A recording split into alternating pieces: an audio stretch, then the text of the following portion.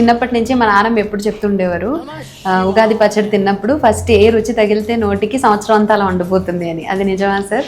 కొంతమంది ఏం చేస్తారంటే చేదు తగలకూడదుగా, మరి కష్టాలు వస్తాయని చెప్పేసి కాస్త చింతపండు అది ఎక్కువ వేసేస్తారు.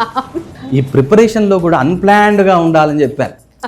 అదో రకమైనటువంటి నిష్పత్తి ప్రకారంగా కలిపేయాలంతే. అంటే ఒకవేళ నీ నోటికి చేదే ఎక్కువ తగిలింది అనుకో, ప్రిపేర్ ఫర్ దాట్.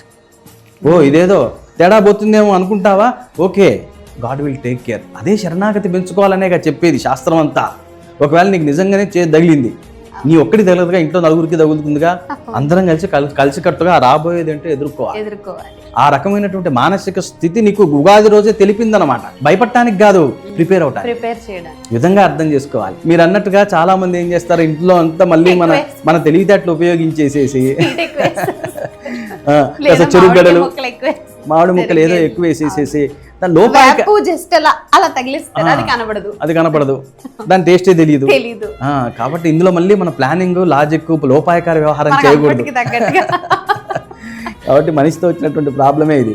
కాబట్టి అట్లా కాకుండా న్యాచురల్గా రానివ్వాలి. ఏదైతే వస్తుందో దానికి ప్రిపేర్ అవ్వటం కోసమే ఉగాది రోజు ఈ సంకల్పాలన్నీ చేసేది.